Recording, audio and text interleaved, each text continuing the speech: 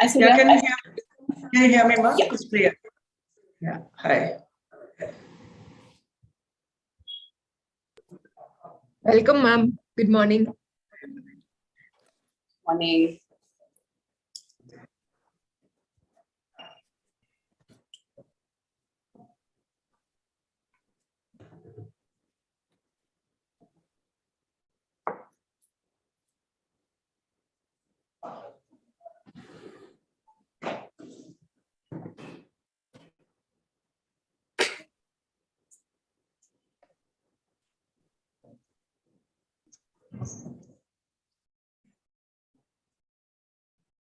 Oh, we can hold on for 2 minutes, ma'am, so that we'll have more participants and we can start. Sure.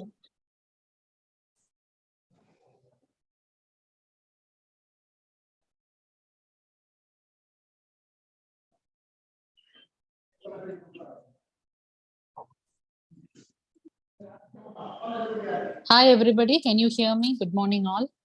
Yeah, Good morning, ma'am. Yes. So we can start. So good morning, everyone. And thank you all for joining us today. I welcome you all to today's webinar on smart investment strategies for mothers.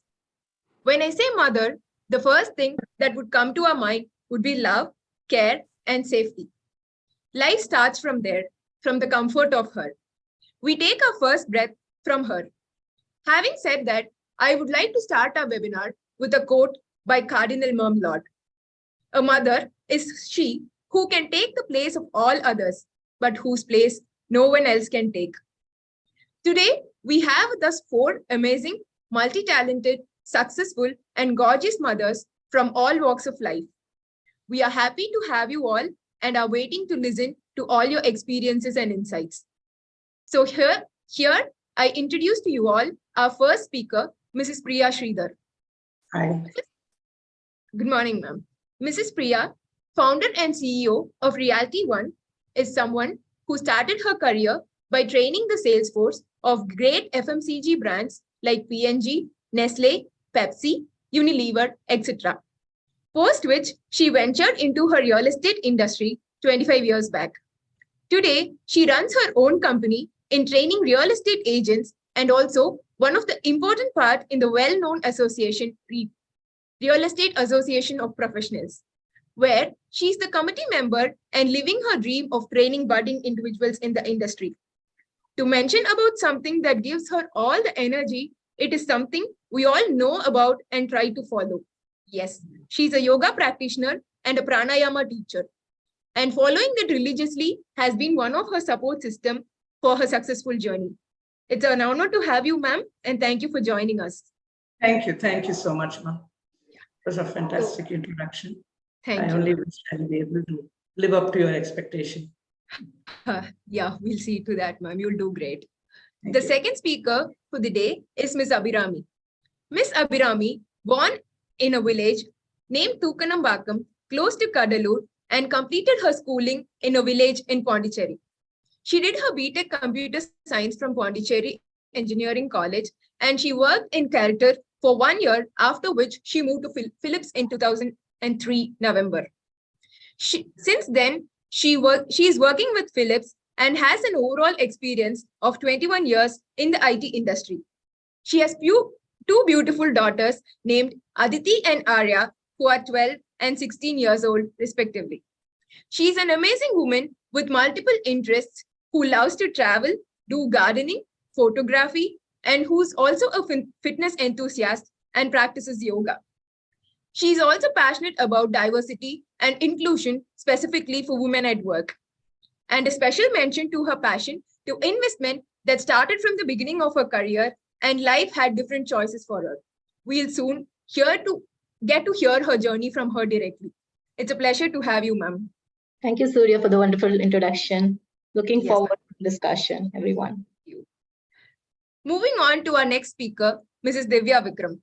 Mrs. Divya Vikram, an amazing woman who has done her MCA and MPhil, has a diverse range of experience in the field of information and healthcare administration. She has worked as a system administrator at IBM, a renowned multinational technology company. After her tenure at IBM, she also worked as a supervisor in the revenue cycle management at the Children's Hospital of Philadelphia in the United States. Currently, Mrs. Divya holds the position of a manager in the insurance department at PSG Hospitals, Coimbatore. In short, Mrs. Divya is an exceptional woman with an impressive educational background and a diverse range of experience in her fields, filling her with wisdom. Thank you for joining us today, ma'am. Thanks, Ms. Surya. Pleasure is mine. Thank you. So the next speaker for today is Ms. Rajwanti. Ms. Rajwanti Shantakumar, an entrepreneur with more than 2 decades of experience in the garment industry, is also an organic farmer and a certified life coach. She's a strong and resilient mother who doesn't give up so easily. She has recently completed her life coaching training with the International Coaching Federation to fulfill her purpose to her being. She is someone who's constantly looking for ways to personal improvement and keeps learning and developing for herself. To tell about her interests, she is an open water diver. Her hobbies include bonsai and wildlife. Also, a special mention to her passion for fitness, as she is someone who prioritizes and finds pleasure in her fitness journey. I welcome you, ma'am. Thank you, Surya, for that introduction. Thank you, Ashton, for having us all over. Very good morning, first of all, yeah. Thank you. So having to know about all our speakers and their achievements, it's time for us to get to know their journey from you all directly. The first question of the day is to Mrs. Priya Sridhar. Ma'am, I'm really interested in hearing about your journey as a realtor, especially considering the female count in the industry is still low. So can you tell us about some of the challenges you faced and how you overcame them? Actually, my name is Priya, as you all already know. My passion was basically people. So I always loved people and I like connecting with people. So what happened was, when I was in the training sales force of these, when I was married to my husband, he ultimately became my business partner. So I had to align with what he was doing. And then he's an MBA by background. That was when I was involved in training the sales forces of many MNCs in the country. And in Chennai, we were some leading direct marketers, and we had trained several women and boys and girls, young boys and girls. And during that time, it was, of course, a very vibrant advertising regime. But slowly things changed, and I found that a real estate industry, I was introduced by a corporate king in real estate. Hanu Reddy Realty was something which was leading 25 years ago. And the director of that company I met for something else, and he inspired me to begin my journey as a realtor. I actually gave it a shot, and then I thought, let me see. But when I entered the realty, and when I entered a very corporate professional broking firm, I realized that I was made for it. I realized that I was doing it just it was a flow for me to connect with people, to connect with new people, to connect with those with whom they wanted my time. They wanted a professional realtor. They wanted someone who would really care for them and their properties and their assets and their future and things like that. So what happened was, a woman in real estate industry, yes, it's a very risky thing, because you'll meet strangers and you'll have to travel 10, 20 kilometers with a stranger. And you'll have to convince the people at home and your husband that you are in an industry where you know your limits. You know where you are able to move, to what extent with strangers. But if we are able to show our professionalism, and if we are able to draw a line with anyone, be it a man, woman, whoever it is in the industry, they will realize that they are dealing with a thorough professional. So challenges were there. There will be people, there will be negative forces. There were people in my own company who were very, very against certain aspects about me as a person. But when you are actually being genuine in your work and you show your passion, we don't have to talk much. Action speaks louder than your voice. They say, no, your actions are so loud that I cannot hear what you say. So that was my mantra of life. I always believed in action, action, action. Bhagavad Gita. I'm a staunch follower of Bhagavad Gita. So when I read the Gita, it always says, we were in a stage karma yogi. You're supposed to do what you're supposed to do.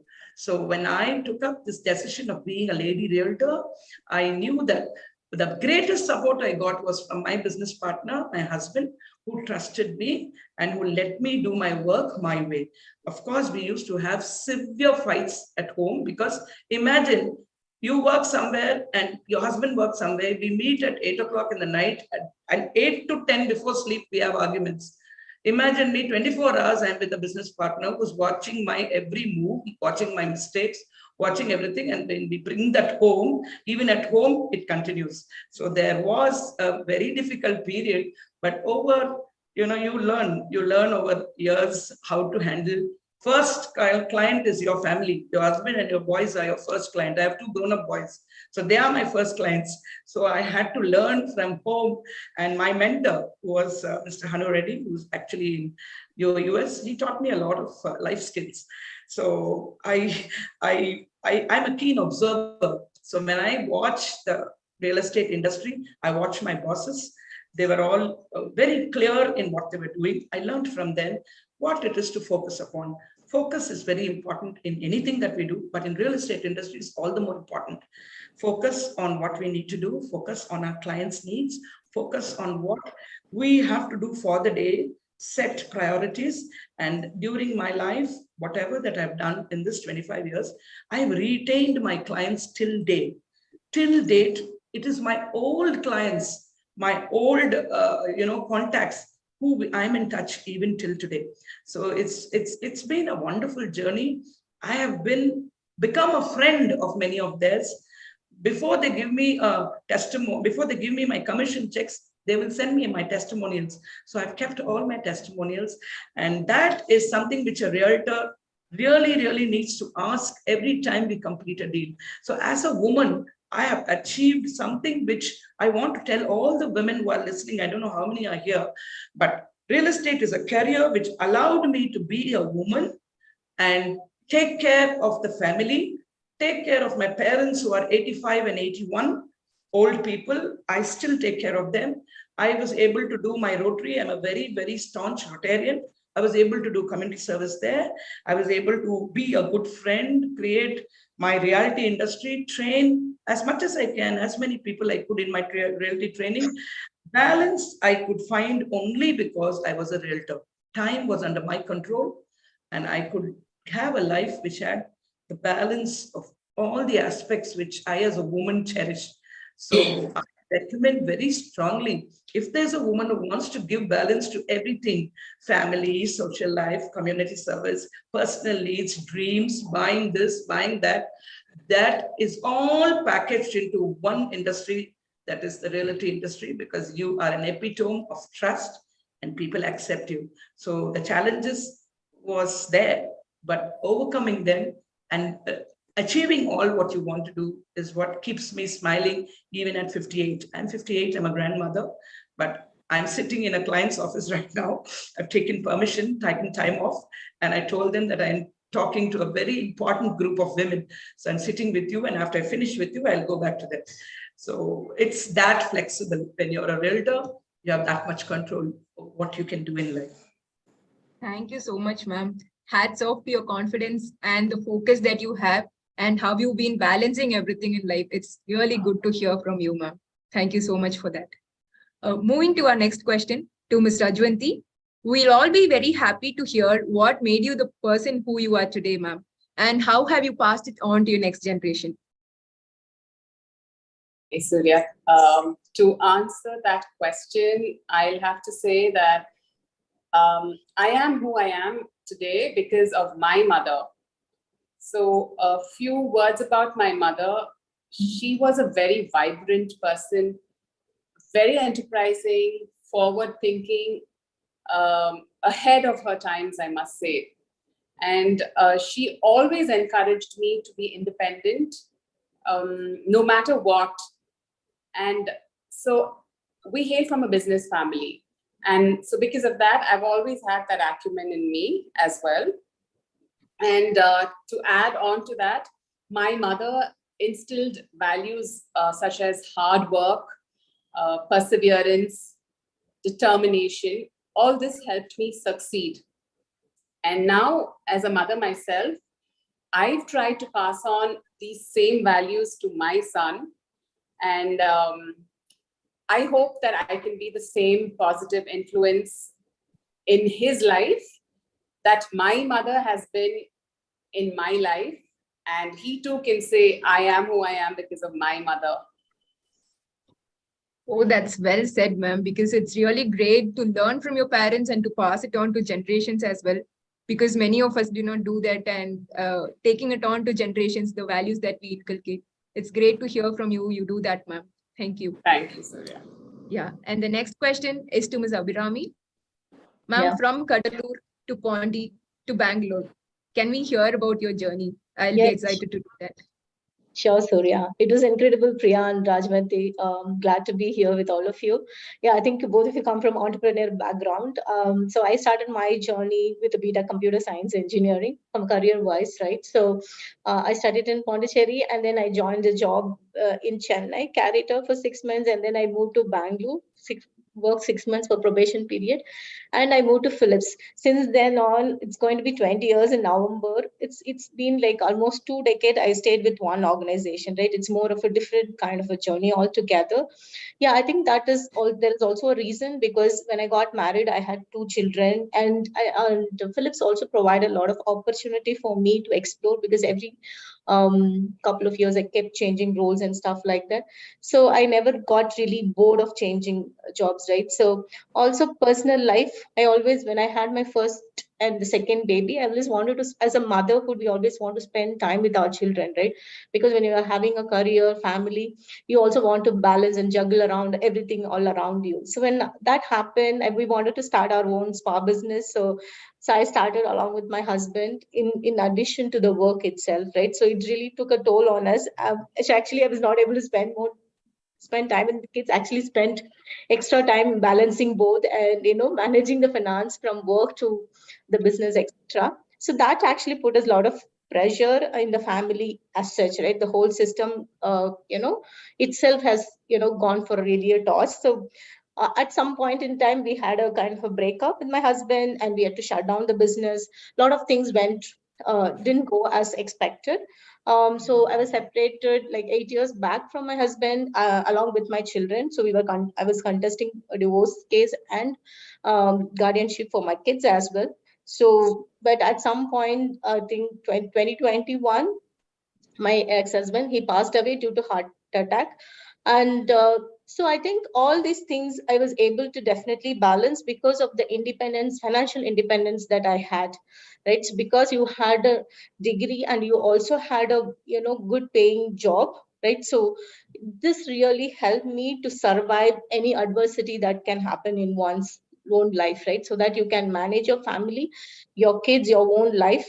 And all along this journey, what really helped me was being more focused with respect to my physical and mental health, right? A lot of times, being with yourself and reflecting upon what is going on and having the self-talk and reassessing and where we are. So what needs to be done, to course correct your life, right? So that's been my journey. So I always been do some sort of yoga and meditation that actually helped me to survive through these 8 years, right? And yeah, so I think I will also talk about my career in some time. I hope, Surya. So yeah, so that's been my journey, and yeah, looking forward to start my next chapter of my life, probably, and I'll share whenever next webinar happens. But yeah, so that's my story in short. So my take to all the mothers is, though your motherhood experience is incredible, but in addition to that, if you can also be financially independent, like all the women here also the same, right? Either career or being an entrepreneur, that would definitely help for any adversity that happens in one's life. So that's my input to all the participants here. Thank you, ma'am. Thank you for sharing your journey. Yes, life throws so many difficulties at everybody at different points of time unexpectedly. It's great that you handled all such things bravely. and best wishes for your upcoming endeavors also, ma'am. Thank you, Surya. And having said that, we'll move to the next question to Mrs. Divya Vikram. Ma'am, could you please share some insights and highlights of your journey and that led you to what you are today, ma'am? Thanks, Surya. First of all, happy Mother's Day to all here. And I thank Mr. Sudarshan and Mrs. Sumi for giving me this interactive opportunity. And to tell about me, basically, my background is very simple family background where my parents, both of them are working.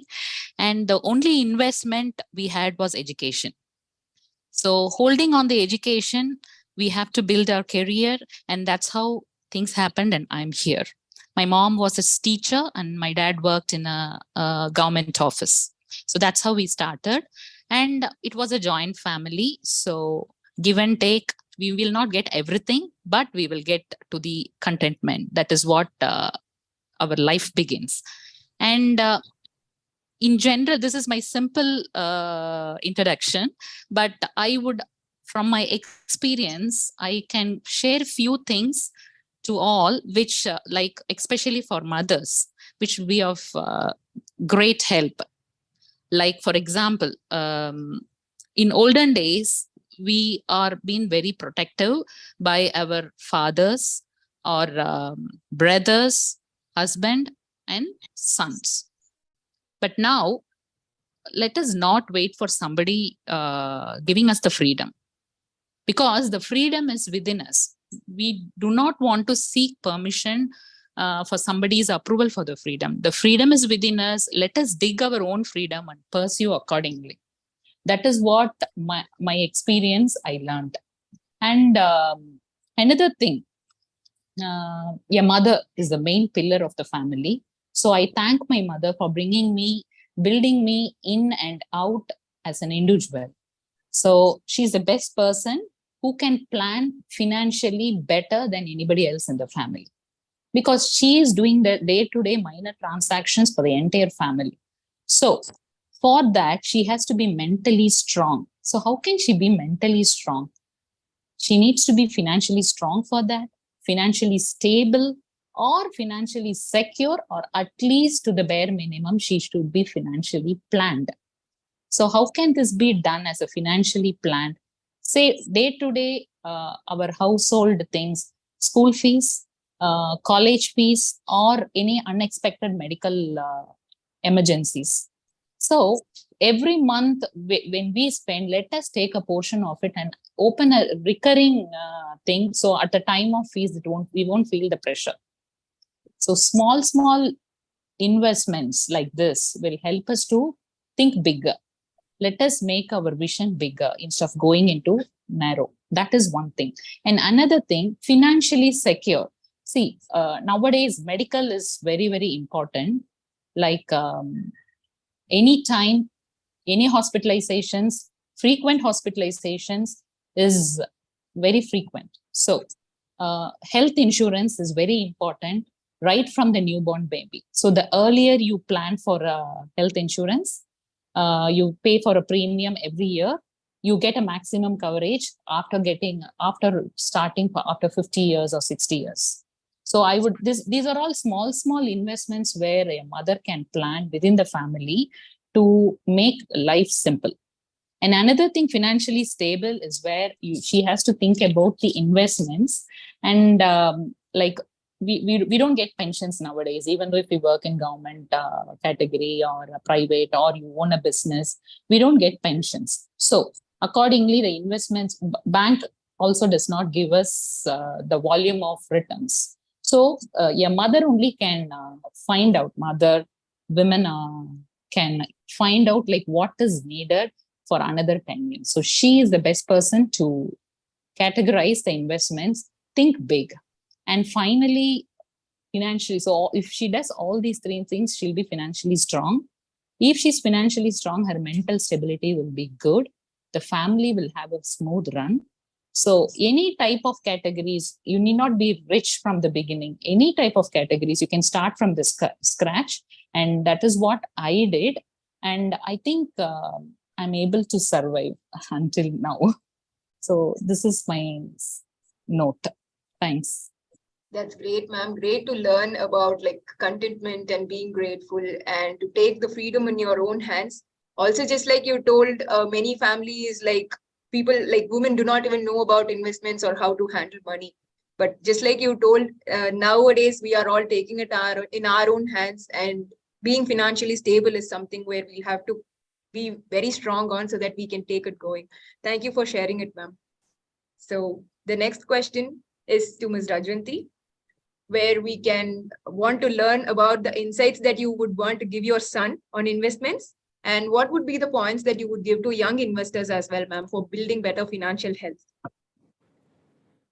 Okay, so first of all, I must say that I'm no great financial guru or a great investor myself, but my 2 cents that I've learned over the years is you start investing early. If you haven't started already and you ask me when's the best time to start, I'd say now. That's my number 1 tip. 2, I'd say you have to create a budget to record all your expenses and your income, and live by that, and live by the budget. Only then you'll know what you earn and what you spend. The third thing I'd say is just save away, however small that amount is, just save. And I tell my son that he has to start with saving at least 20% of whatever he earns or whatever he gets as a gift, he has to spend, and only the balance he has to save, only the balance he can spend. So this is something that I've taught him from the beginning, and he also lives by that. Minimum of 20%, I say you have to save. And then it's also another important tip I would say is automate your savings. Once you do that, then there's no excuse. Every month it'll just automatically get debited, and with that you won't forget to save every month. Then another important tip I would say is live within your means. Especially to the young generation now, because there's so much of temptation, so many gadgets, so many luxury goods. You can easily get tempted and carried away, and you can easily be in debt. So that's another thing I would say. And I would also say, you have to set financial goals. And these financial goals go a long way in accumulating money required for various essential milestones and activities in life. Okay, the last but not the least is the power of compounding interest. We all know that, but I'd just like to emphasize that, when your interest is reinvested, this helps you grow your wealth exponentially. Yeah, so this is my 2 bits. Thank you so much, ma'am. These are little things, and you beautifully put it forward for all of us. It is more about consistency is what you mean by it, I hope. So we're looking to follow that as well, ma'am, so that we also can improve and become great in our financial journey as well. Thank you, ma'am. Thank you, Surya. So moving to our next question is to Mrs. Divya. Ma'am, with your diverse portfolio and you have been into and having stayed in different countries, can you please share how the experience was, ma'am? Staying in different countries was not by my choice. It happened because when it comes to husband, wife, when both of them are in an IT career, only one person can focus 100% on their career and the other one has to support. So that the youngsters nowadays has to realize it, because one has to support the family, the other one has to focus on the career. So I was I was working in IBM 2008, from 5 onwards.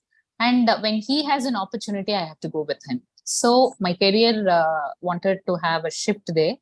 And then I worked in a construction company as a system administrator. And slowly I got an opportunity in a healthcare industry. And now I'm sticking on to this healthcare industry in the revenue cycle insurance category. So what I learned from all these things is when you get a different table, you can feel that table which different people, and you can be very individual. Like you won't create any dependencies, and moreover, being abroad with uh, husband, wife, and a kid, you have to manage everything in and out completely. So, and I should at this time I should thank my husband Vikram, who was always giving an open space without any hurdles. So I thank him in this window. Thank you so much, and that's how I'm able to manage the portfolios. Well said, ma'am. Because we'll have to take decisions as per situations and not be sticking to only one thing, saying this is what I want. It is a great adaptability which has brought you here, and how you've been according to the family situations. So thank you for sharing that with us, ma'am. So moving to our next question to Ms. Abhirami. Ma'am, could you please share us the experience of being the mother of two beautiful girls, and how are the pleasures and experiences of that? Yeah, definitely, right? So having two beautiful daughters at home, so motherhood is one of the most meaningful and powerful and beautiful, joyful experiences of women's life. So I mean, though when you're working mother, right? So having kids, definitely it comes with a lot of hard work, dedication, sometimes sacrifices as well, right? So sometimes you might have to go to an important meeting or important travel. There will be kids function or something. Kids milestone that might happen. So you have to take a balance, right? So otherwise, either you convince your kids, or you take a hit on the career part, right? So it's always a balance. So I think depending on the context, you take decisions accordingly, right? So that's how it has been. And though there are a lot of emotional reward with respect to having a kid, and seeing them beautifully grow, watching them grow as an individuals, right? Because they are, although I can be an IT person, software professional, my daughter, she's like, no, I don't want to be a computer professional, so I want to be into a product design or something. She wants to do something on her own and an entrepreneurship journey, right? So both my daughters are very creative. So it is not something, if you're doing something, we don't have to insist them to follow the same path, right? So each of them can have their own passion and journey. But we as a parent, as a mother, how we can support them to grow that as an individual, provide all the emotional needs, right? All the support, of course, taking care of their food, health, and fitness, right? So because, as I think somebody, Rajvati, was pointing out, the world is right now full of digital distractions, right? So how do you even protect them from the digital world in the society, digital society, right? So that's very, very important. That too, when you're living, in a different city altogether, that's kind of polluted with all this, social media, etc., right? So a lot of data and junk is being fed to the kids. So how you basically protect them and instill the values that you from the family have, right? So that they take on that journey for them. So that has always been a challenge. It's not like I perfected. No, I wouldn't say any. Maybe some others perfected. So there is no perfection. It is always you're trying out different things, and you learn from other mothers, being a part of mother parents community, and learn from each other and see what you can do best. So that's been my journey.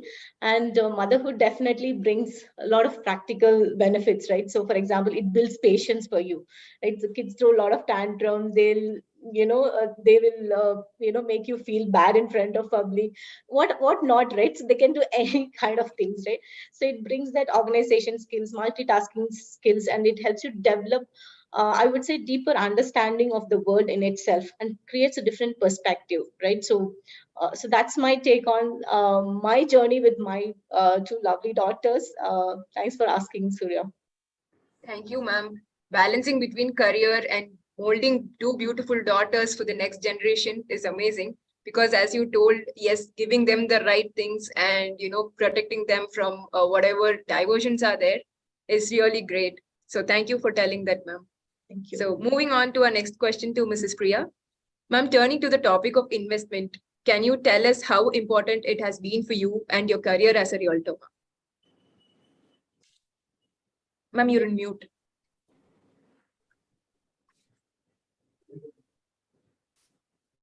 Yeah. What was the question, Ma? On investment? Yes, investment and how it has been with regards to your career, ma'am, as a realtor. Yeah. Yeah. See, as I told you, I was in realty and that was what I knew. And I was a kind of a person who sold out to what I was doing.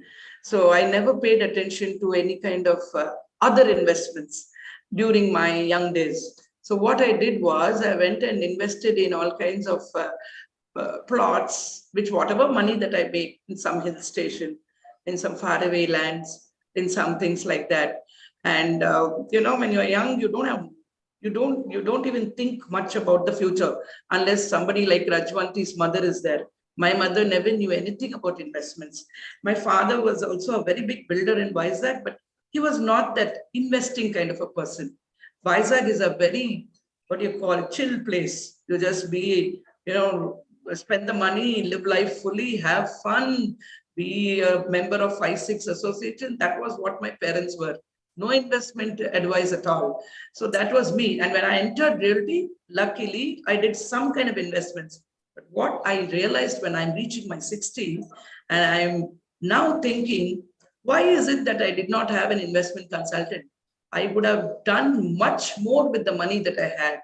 My money could have been so many times multifold improved if I invested then in the right stuff. So when I listen to a few people off late, I have some friends in Chennai who are investment consultant, and off late your person Niveda, and about how you can invest and make some big money. It really kindles that mother in me to make my children also get aware of such things as existing. What I did not get from my mother, I want as a mother to share with these children, because raising boys is not like girls.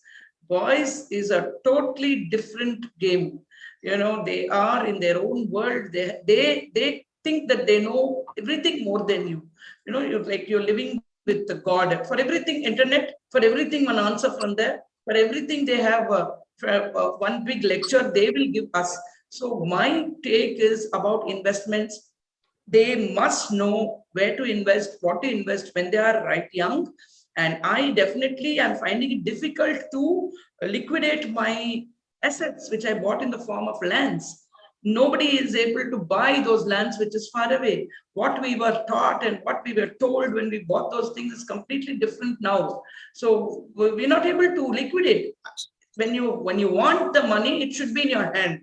And luckily, my husband did some kind of investments in mutual funds or whatever. So now, when we really need the money, what is giving us that kind of a freedom and that flexibility to receive cash is when I invest in other modes. So this is a learning curve for me. I'm going to learn much more from maybe the other investors over here, the other mothers. But as for me, I only knew how to invest in my real estate, and which I'm a kind of bit stuck.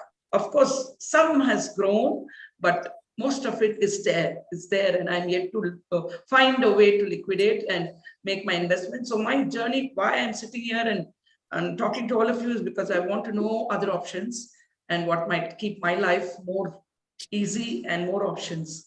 So investment is something which I'm looking at from now onwards. Whatever that I'm going to do is going to be different from what I did earlier. Thank you for sharing that with us, ma'am, because as we grow older, as we keep growing, we keep sticking to the traditional investments only, but you are open to new things. And yes, as you told, taking the experts' advice for things that has to be taken. So that is a valid point, and it's amazingly said, ma'am. Thank you so much. The next question is full mothers who are with us today. Coming to the point, mom's note, I will just tell very simple, like what I do for my son. He's 10-year-old. So see, when we were kids, we have seen a lot of cash transactions. Wherever we go, we give a cash, and once we give the cash, we get the things. But nowadays, the scenario is totally different. There is no cash transactions. So the kids are not aware of the value of money. That's a major point where the youngsters nowadays are lacking. So what I do, a simple trick with him is, I just give some cash to him and ask to go to the nearby shop and get something. So he does that regularly. So just to make him aware that cash is very important. And another thing, what I do for my son is, we talk our financial plan. Me and my husband, we sit together. I will invite him also, so that he will be aware of, okay, how they are planning for something. So maybe these two small things will make the youngsters realize that money is very important. So we have to do hard work for that. And when we work hard for a company or wherever we work, the company grows, so we also grow. That is what I give a small note. Great, ma'am, because yeah, realizing the value of cash is something really important, because they say that when we spend in cash, we spend less. And that is one important way of saving. Also, taking your son into the conversation from a very young age, yes, they get to know about it, and they plan from a very young age on what money is and how to respect and use it wisely. Thank you, ma'am, for saying that. Moving to Ms. Abhirami, in a world where youngsters keep looking for jumps between companies, money for money and other reasons, ma'am, you have been with Philips for 21 years. So how has your journey been, and what was your experience, ma'am? When I started my journey in Philips 2003, I see Rupashri, who was the HR who hired. She's there in the call. She just messaged me. She's an attendee here. I'm so happy. Hi, Rupashri. Since then, it's going to be 2 decades, as I mentioned. There was so there were times where when I don't get promotion the way I wanted to grow. If it doesn't happen, only some frustration. But otherwise, Philips is a company. It's a 130 years old company. It has always reinvented itself, right? So there were companies, Blockbuster, Kodak, they're not here, right? So they don't exist anymore, right? So Philips is existing for such centuries, means then there is something special there, of course. But as an organization, it has undergone changes. It means I also had a possibility to make change and create impact within the organization every 2 to 3 years, right? So I kept changing my roles. So I was part of IT organization for 13 years, and then I moved to research organization. And then there also, I was part of software platform business for 5 years, and then I moved to research. I'm part of now enterprise informatics. So Philips provided a lot of opportunities for me to move around, explore different countries, travel across different geographies, right? So it provided a lot of possibilities. So I never had the of course, except for the money part. So if I'd shifted maybe few more lakhs extra, I would have earned additionally. But also as a mother, I also need to balance my life, right? Because I've established credibility and stuff like that within the organization. So I never had really, got bored, right? So one job is one part, right? So even for you to exist in the organization, to grow as well, so you also need to take up challenges, you know additional things, initiatives that we can also do as part of the organization. For example, I'm part of a women's lead, Philips Women Lead Initiative, globally as well as in India. So it's about 2,500 women across India within Philips. So we provide opportunities, we create initiatives, to create awareness about how women can grow within the organization, how men can be an ally for women within the organization, how we can be supporting each other to grow in the organization, right? So not even to grow, even for as a women, a lot of challenges we face, right? As a mother, so many challenges with in-laws, husband, spouse, and stuff like that. So you need to build those relationships, multiple layers of relationship within the organization for us to go and bounce those ideas, even for somebody to talk to, right? So these are some of the things that we provide as a women's initiative. So though I stayed in this organization, I always built a network outside the organization. For there are women clubs that currently exist. Lead Club is one of them for entrepreneurs, corporate women, which is a startup that is growing. So you can become a member, so you can be part of those circles. There is Iron Lady. There are many other that there is a world out there for us to go and explore, be part of this community, right? So I've been always wanting to do that, and I invest myself with my extra hours during weekend to do all these things. So that's how I've survived. So so there is pros and cons as well, right? So it is so there is no one bullet for everything, I would say, right? So it is based on each individual's, you have to see this as a more of a system rather than as an individual. Whatever system works for you, just go for it, right? So that's my take on this, Surya.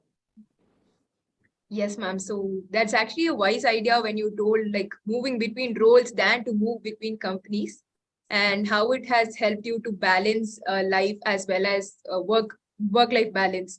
So where you can learn new things every day than to keep jumping and doing the same thing for years together. So it's really a great idea, ma'am. Thank you so much for sharing that. And moving on to Ms. Rajwanti for the next question. Ma'am, yeah, you're eager to hear your experience as a life coach, ma'am, because you have done it recently. Yeah, Surya. Okay. So as you all know, I'm primarily a businesswoman and an organic farmer. But what got me into life coaching was that I've always been passionate about helping people, and I like to see people achieve their goals, because goal setting is something that I've done for years, and I love it. It gives me such a high when I, achieve something that I've written down. So basically, I've gone through my own personal transformation, and I've experienced the benefits of coaching. So I discovered that coaching was the perfect way for me to make a meaningful impact on others' lives, while I also find it fulfilling for myself. So, yeah, I've faced many challenges and obstacles in my life as well. And I've learned firsthand the power of having someone to support you and guide you through those difficult times. So I thought, why not become a coach and be that person for the others?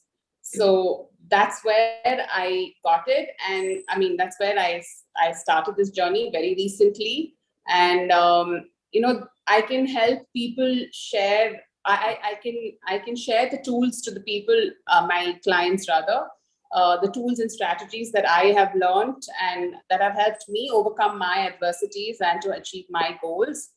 So as a coach, what I can do is it's very a life coach is basically, it's like very future focused.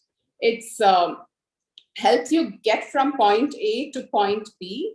That's what we actually do, and we help. How that happens is, as a life coach, I can help people uncover their strengths and clarify their values, and create a plan to achieve their vision, for the life. And I find this work incredibly rewarding and fulfilling, and it motivates me to continue to grow and develop as a person and a coach. Yeah. That's great, ma'am, because like following the goal setting and being consistent with us is something we have to be very proud of, because we do write something and we do not do that. Many of us do that. So you have been doing it consistently. Also, when you tell you have been through things and you were looking for a support at that time and you want to be that person of support, and you have learned to do that, and with the right tools you're doing that, it's really great to know that, ma'am, because yes, we need so many supporting people in the world right now. Thank you so much for being that person, ma'am. Thank you, Surya. So moving over to Mrs. Priya for the next question. Ma'am, being such a career-oriented woman, how did you becoming a mother take you through your career as well as your life journey, ma'am? Ma'am, you're on mute.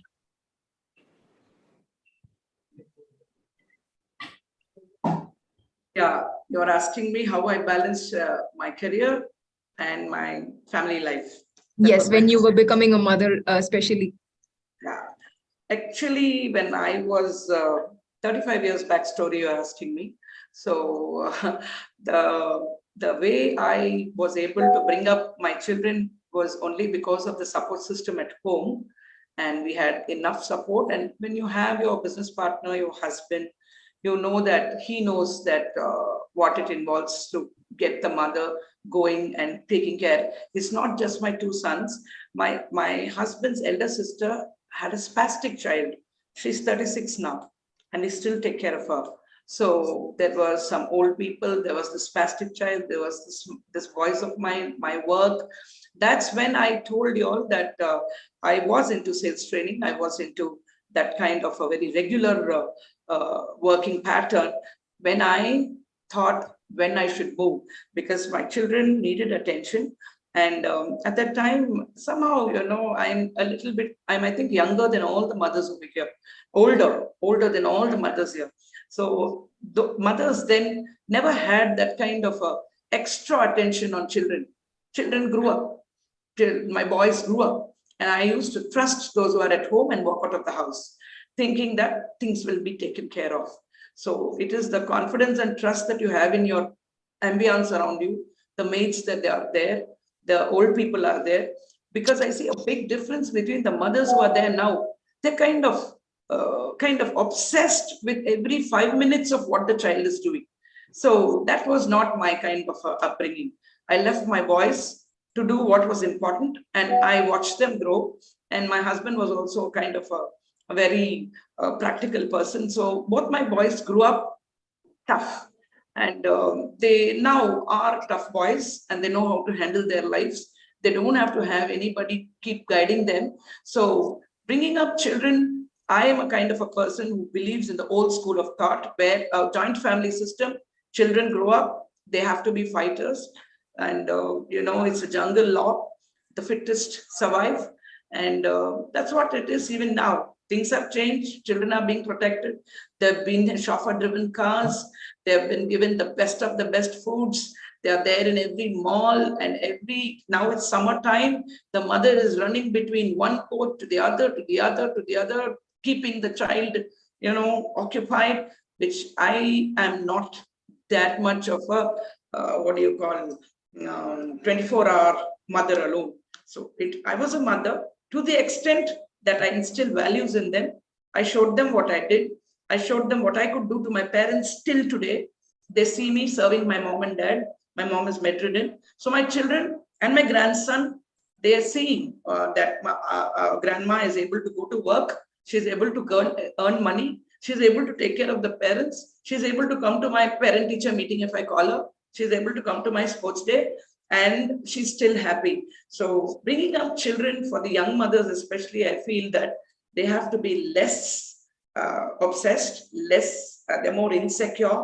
So the mothers of today need that kind of, that the children, your stomach is just an instrument. God has chosen your womb to bring out a human being. So they've come out into the world, and now as a mother, you stand tall, show them that you are a person to rely upon. And even investments, I don't tell them that I've done it for their sake. I've done it, and it is there for them. Only after I know that I have lived my life full, they will get what they need to get. So that's something that me and my husband keep telling my sons, that you have to live your life, make a life for yourself. So children have been that way brought up by me, and I think that I'm okay with that. But many mothers may not agree with what I'm saying. So my way of balancing my children was, trusting, just allowing them to be full-grown men with values. Yes, ma'am. So, yeah, they say that children learn more from what they see from their parents than what they are taught. So that is actually what you have done. And the freedom that you have given, anytime when you give a freedom in a very young age itself, they get to learn to know how to use that in a wise way. So that is exactly what you've done. And it's great to learn that from you as well, ma'am. Where other people, just like how you told, who are not doing that, will also pick that idea from you and try to do that as well. Thank you for sharing that with us, ma'am. Moving to the next question. Here we have Ms. Rajwanti again. Ma'am, having invested in all our projects with AGI, can you let us know or share your thoughts on how was your experience on it, ma'am? Yeah, sorry, I'm more than happy to speak about that. Yeah, I've invested in each and every project of Ashton Investments. To talk about the first project, it was a 12-month period, but the project was completed even 3 months before the schedule. And so we were promised we were promised 18% returns, and instead we got 24%. So they over delivered here, and it's really you're like beyond happy when people over deliver, especially in this day and age. So that was like a big all the first investors were very, very happy. And so I also know that with AGI, my capital is very safe. Secondly, we get an assured returns of about 18% before tax. And I've opted for the monthly payout option. And this amount is credited into my account even before the month end. So there again, it's, I feel like there is, that confidence that they don't wait for the month end. It's credited even a day or two before the month end. And what I have personally done is, since I get a monthly payout, I've invested this money further into another recurring deposit. So overall, my earnings are much more than the 18%. And I plan my investments in such a way that, I can, this interest takes care of my son's education. He's in the US right now. So it's really been a big help for me, where, the market is so volatile, and you do end up making a lot of money sometimes, and you end up losing when you invest. I personally invested in some mutual funds where it's on negatives right now. And it's been, with Ashton Gray, it's been like a very pleasant experience. I've had no problem when whether it's to reach out to the founders or whether it's to reach out to any of the marketing heads here. It's been so pleasant, and I would really recommend anybody to invest with Ashton Gray. By listening to your happy experience from us, it's like it motivates me and all our team to go more, to bring more happy investors to our team, ma'am. Thank you so much for sharing that with us. So I'm sure you guys will do a good job. Thank you so much, ma'am. We'll do better. To Ms. Abhirami next. Ma'am, the experience of your investment journey and a few words of wisdom to young mothers out there. Sure. I think I'm not a perfect investor as such, right? I also had my own share of mistakes, right? Because of my life choices that I made in my journey. So I had, being part of corporate, it comes with a lot of benefits, right? So one, your health insurance, your accident insurance, life insurance are all taken care. Right. So if you're an individual entrepreneur, you have to figure out all these things on your own. Right. So even your health insurance, even the family is covered as part of your corporate job. Right. So that part is taken care. In addition to that, how when it comes to the monthly investment, which I've not really done. I've also invested only in real estates, from the beginning. Right. But what my advice would be, I really want to reiterate what Rajmanti also mentioned. Start early. Invest small. Even if you have 100 rupees, 500 rupees, there are multiple options like small case which are available if you don't have really lakhs of amount, and diversify your risk portfolio, right? So, be it a gold, real estate itself. Now a lot of new business models are coming out, right? There is a fractional real estate, I think Ashton Gray is one of them, right? So there are much more opportunities which are coming up in the market, but do your own due diligence before investing, right? And then there is equities and mutual funds. It's like more of a traditional methods that we've always known, and startups is one of them, right? So there are a lot of startups coming up, early startups. If you, again, due diligence and invest in them, if they really turn out well, then you have 30-40% interest, and definitely stay put in those investments at least for a decade or two, because that's where the power of discipline and the power of compounding works, right? So because because when I moved out of my matrimonial house, I actually break my PF, right? So I mean, a lot of mistakes I have done. Please do not, just always go back to your drawing board. Keep inflow and outflow. Have a time slot fixed on a weekly basis, because finance is something we really, I think almost 8 to 10 hours on a day, daily we spend to earn this money. So if you can take out 30 minutes to 1 hour to discuss this with your stakeholders, it can be a family stakeholder, friendly stakeholders, on a weekly basis, what is the inflow, what is the outflow, where, what are the opportunities to invest available in the market.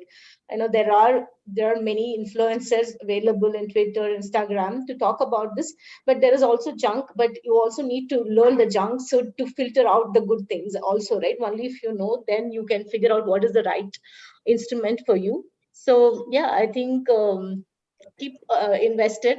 It's not only an investment, keep invested in your own mental and physical health. Only if this is stable and balanced, the rest of the things will fall in place. So I always keep asking yourself, how can I have uh, how can I have and build an integrated life, which means your family, your relationship with your friends, family, and society, and also your own health, well-being, and all your family well-being, and all your relationships, and your financial, freedom and wellness.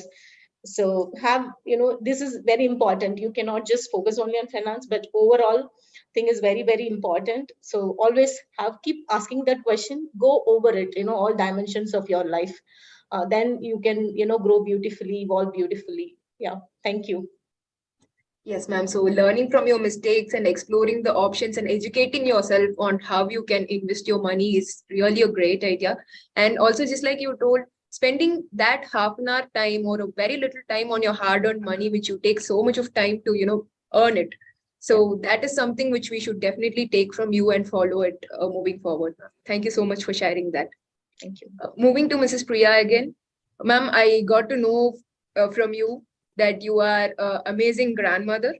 So you told that you are a grandmother of a beautiful 8-year-old kid. So what are the changes that you've seen in the two generations, ma'am? Because you spoke about your sons. So what is that you've seen in the next two generations, and how are the guidance that you would give, ma'am? What I feel that can we just talk about you want me to say that in the future generations what I'm looking out with their future and how they're going to cope up? Is that what are the changes that you basically saw, and what would you like to inculcate for the next generation as well, ma'am? Because you're very strong and you have really good values. So no. What I saw was, yes, I could say in my lifetime of 57 years, the kind of kids that I saw then and the kind of kids that I see now, it's an overprotected kid who does not have much value for money, which I think Divya or someone was telling.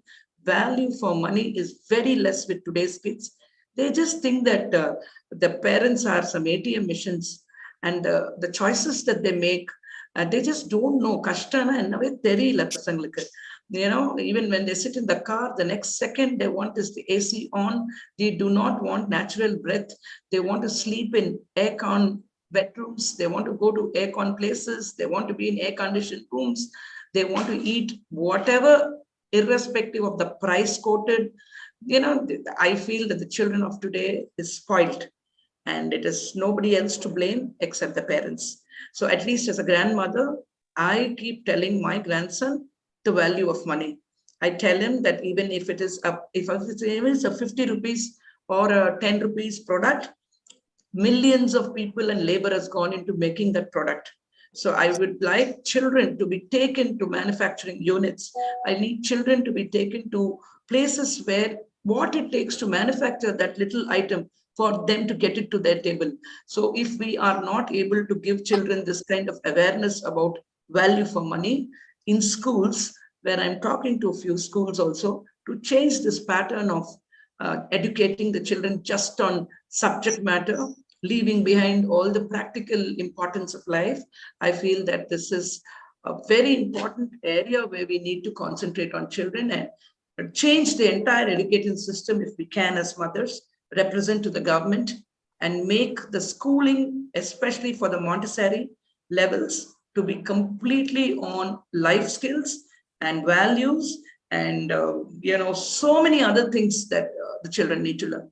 So I see that the children of today need a drastic change in their education system, and they will not be able to face the world if they're just going to be engineers, doctors, chartered accountants, and IITs and IIMs. And it has to be an overall awareness that education system has to create. So as this is what I feel that I should be doing. So Thank you, this ma'am. is my message to the young children of today. What the product they are coming out as. It's not enough. What they're getting in schools is not enough. That's true, ma'am, because we have to inculcate a lot of ideas at home, because nowadays schools is more about books and growing on a subject knowledge than skills in particular.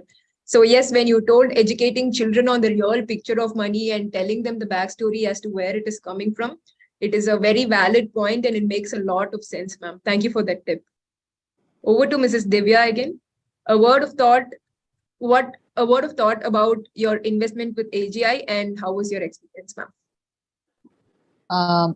Investment. So see, we can start. Usually I started my investment as a smaller savings. But what I go with Rajwanti, that you have to start your investment, if not right now. It's what I think. And investment is an exciting opportunity. And whatever investment we plan, let us plan within the budget, within the limit, so that if any worst case, we can handle accordingly. But when we talk about Ashton Gray, AGI, AGI has made me think big. Please mark my words, it has made me think big. And the money payout, like monthly payout, is well in advance. So that gives the goodwill, genuinity, and the history of the company. So I take me mom as an abbreviation as multiplier of money. So my experience with AGI is very happy and content. Thank you, ma'am. It's really great to hear it, because yes, that's a great abbreviation, and we pleasure to give you such experience, ma'am. Looking forward for more. Thank you. Coming to the final question to Mrs. Priya.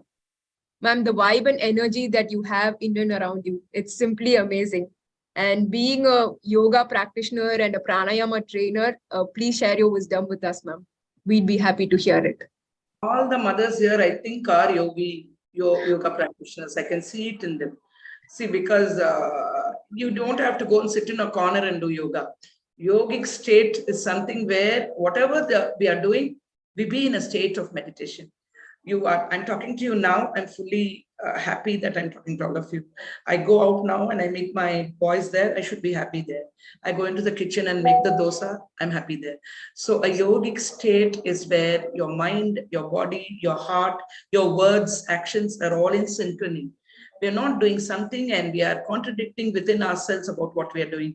So yoga is something where, of course, early morning you wake up, sit down, look at the sun, pray to God, tell gratitude, say thanks to the sun god for giving us the energy, do 1 or 2 Surya Namaskar if you can, or do deep breathing, do your Anulom Vilom. All those yogic terms may not make big things to the present generation, but it is deep breathing technique, allowing oxygen to enter the trillion cells in the body, so that the negative aspects, the cancerous cells, is thrown out when you do your Kapalabhati, the exhaling technique. And then when you do the Anulom Vilom, you take the sun's energy, you cool down, maintain body temperature, the hot air goes in, cold air comes down. So the maintenance of the body of the temperature is maintained, temperature is maintained. So all this is a part of our daily life. We don't have to go and sit in some mountain to do yoga and pranayama. It's an every breath, as we are walking, as we are talking, as we are working, as we are driving, we can do a wonderful yoga. Keep on doing the deep breathing, fill your lungs with air, oxygen, which is God's greatest free gift in the nature. And this body, which is worth in crores, we are all realtors, we are all investors. This body is worth in billions. So if we have to invest anywhere, first is to invest in this property. You maintain the property, see that this property is there And that energy which we have is only coming because of the attitude. 99% of life is attitude. It's only 1% technical aspects and other things. So if all these mothers here look to have great attitude, I don't, as a yogic teacher, if I have to teach, it's maybe to the ones who are still, learning about life. So my best wishes and blessings to all the mothers here to continue your yogic state. Be happy as you are. Keep investing. Keep dreaming. Keep be a walking, talking yogi. That's all. When they look at you, they will feel, oh, here comes a woman who's totally in control of herself. That's when, when you deep breathe and when you're angry and when you're screaming and when you're, not able to keep your control, then everyone will shun us and they would not want that. The aura is important. Positive vibes aura. We just have to concentrate on emitting the positive aura wherever we can, whenever we can. That's the yoga and the practice that will give it. So I think all of you are in the right track. Thank you for sharing that with us, ma'am, because yes, the best investment is the one that you put on yourself. And when you talk about breath work, whatever generations we belong to, we are human beings and living beings. Obviously, breath is something which we do not think about, but that is something which keeps us alive every moment. And we should definitely take our time to, concentrate on it and think what we are really into. Thank you so much for giving that piece of advice for us, ma'am. Having come to the end of the webinar, it was pleasure spending time with all of you, the amazing mothers, and learning about all your journeys and your wisdom that you've given us. So I'll be happy to end this webinar with a quote from Jill Churchill. There is no way to a perfect mother, but a million ways to be a good one. Happy Mother's Day. Thank you all. Thank you for the opportunity. Thank you. Surya, thank you. Please everyone. share the phone numbers of all the mothers so that we be in touch in future. Yes. Yeah, that would be nice. Thank you. Happy Mother's Day to everyone. Bye-bye. Thank you, Niveda and Surya, for Thank you, coordinating Niveda, and for organizing. joining me. Thank you. Now I'll have to go and give my apologies for not sitting with them in their meeting. So thank you. Take Thank care. you very much. Thank you. Bye. Thank you.